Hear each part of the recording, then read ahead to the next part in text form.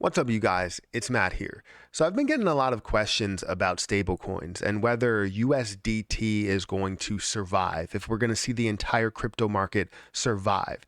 And I wanted to talk about this a little bit because you really need to understand every piece as to why this attack happened on UST.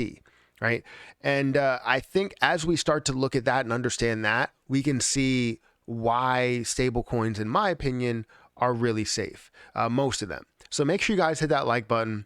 Also hit the subscribe button for more videos just like this one. And make sure you guys check out some of those links down below. It does help out the channel quite a bit. So if you're not familiar with what did happen with Terra Luna, if you're new to everything here, Terra Luna basically had an attack on its stablecoin and obviously the coin itself. So it involves two things: Luna, Luna, and involves UST, which is Terra USD, which is the thing that's pinned to Luna, and that's its stable coin that's pegged to the dollar.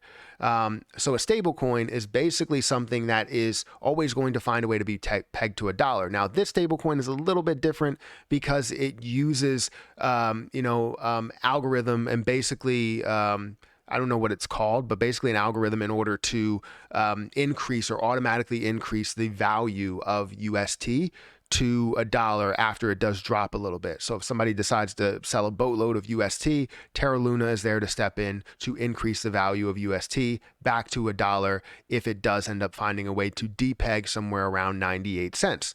So let's look at the stable coins and let's get an understanding of exactly what did happen and why it did happen. So if you notice the different stable coins, we have USDT at first at the highest by market cap. You have USDC, you have BUSD, you have DAI, you have UST, TUSD. So you have all of these different stable coins that are here that are supposed to be pinned to the dollar and hopefully not getting depegged. It looks like this one did get depegged as well, and some other ones are probably being forced out as well here. You have USDX that's actually being depegged. That's down by 29%, 66% by reserve rights. So all of these different stable coins, some of them that are being depegged here. Now the most notable one that has been depegged again was UST. So the way that worked out is basically Terra Luna had to keep minting coins in order to increase the price of UST back to a dollar. However, UST was attacked, and I don't know why it was attacked and how it was attacked and all the different details there. It's mainly for me to speculate, and that's what I'm going to do here, is to create speculation. And my speculation is around institutions and the government wanting to create fear and making us think that regulation is definitely something that we need, right? Understand that if we look at the total volume of stable coins, if we look above my head, you're going to see that Tether has volume of $147 billion. You have USD, that's $19 billion. BUSD, that's $16 billion. DAI, that's $2.5 billion. Terra Luna, that is 3.6, or not Terra Luna, but Terra USD, that is $3.6 billion. So understand that when you want to attack something and you feel as though you have an ability to attack something, one, you want to find the right coin that's going to create a lot of noise. In my opinion, Terra USD was probably the best bet. Why? Because you don't have to spend a crazy amount of money. You do have to spend billions of dollars in order to attack it, but you also are attacking something like Luna by attacking Terra, by attacking TUSD. So when you look at something like Tether, there has to be a very, very large attack in order for that to take place. You have to be able to sell billions, like I mean tens of billions, in order for that to take place, which is hard to gather that type of money together. Now, again, this is speculation.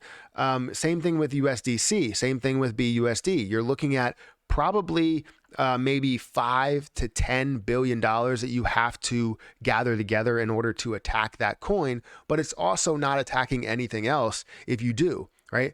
So when we look at something like UST, that's something that doesn't really take that much effort to attack. $1 billion is a lot of money, but it's also a third of what we're looking at there, right? And it also finds a way to attack the algorithm, which has been attacked before. We've seen other things that have come up that have been way lower of a market cap that have been attacked a hell of a lot. And they ended up going to zero and never recovering. Now, if you could do the same thing with something as big as Terra Luna, where a lot of people are invested, a lot of people had a ton of money in it. I've seen people that said, I lost $200,000 or I lost $100,000. And it's insane to see that people are losing this much money on a play that literally took 7 days for it to play out. So as this is decreasing, as they do decrease or I keep doing that, UST or Terra USD, that obviously forces Terra to mint new coins in order to create that, which creates fear within maybe institutions that are invested into that stable coin, maybe people that are invested into that stable coin. Once you create that fear, now you're creating fear within all of the different plays that are out there, all the different stable coins that are out there, even regular cryptocurrencies that are out there. We already seen this fall down quite a bit, and this was the most opportune time to attack Terra Luna. And to attack Terra USD. So that's exactly what they did. And I don't know who they are, but that's exactly what they did. So when you saw this drop down, you created that fear. It's not going to find a way to recover. So it ends up dropping down. They end up minting more coins. If you're not familiar with what did happen, Terra Luna had about a 400 to 500, 400 to 600 million supply. And now it has a 3.4 billion supply because they printed so much Terra Luna, and they're still not done because, as you can see here, Terra is still at 42 cents and is still not pegged to the dollar. So it's going to take a lot of effort on Terra's side in order to mint those coins and get the value back to UST. Now, will it recover?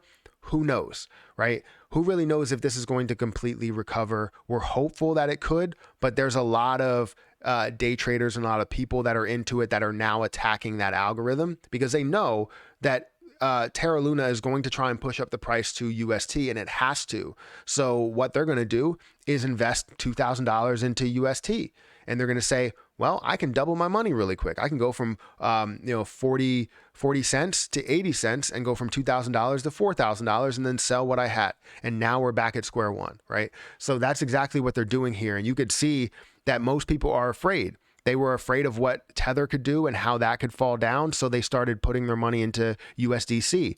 That's up a slight bit over the day. You're seeing BUSD that's up, right? You see DAI that's up, right? So all of these are making moves while USDT and UST are falling down, right?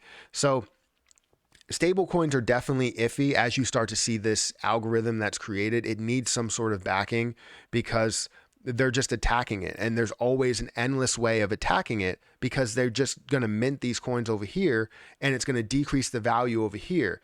And all you have to do is get this to a point to where the value is so little that you have to use so much Terra Luna in order to even get to one UST. And that's exactly what you see here where we're at 2 cents.